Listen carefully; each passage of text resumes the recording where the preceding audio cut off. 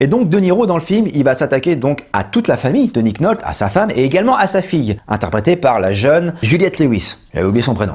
Et donc dans ce film, il y a des séquences qui sont juste glaçantes. Et quand je vous parlais des silences de Robert De Niro, il y a une séquence dans le film à un moment donné avec Juliette Lewis où il joue le rôle du prof de théâtre de Juliette Lewis et ils sont dans un amphithéâtre et elle croit aller à un stage avec son prof de théâtre et en fait c'est pas son prof de théâtre, c'est Max Cady, De Niro qui arrive comme ça mais elle l'a jamais vu donc elle croit que c'est son prof de théâtre. Et faut voir cette séquence, elle est glaciale. De Niro, il est mais flippant, mais un truc de malade. Alors c'est bien filmé par Scorsese, c'est excellemment bien éclairé, mais il est vraiment extrêmement flippant dans les silences. Quand il regarde Juliette Lewis, à un moment donné, il passe son doigt comme ça et il lui met, je crois, c'est le pouce comme ça et il lui met le pouce dans la bouche et Juliette Lewis suce le pouce comme ça. C'est très malsain, c'est très malsain et lui il dit rien. Les seuls mots qu'il dit c'est une petite voix comme ça, il dit un petit truc comme ça. Et elle est là et elle comprend que c'est lui qui harcèle sa famille et il dit mais non, c'est pas...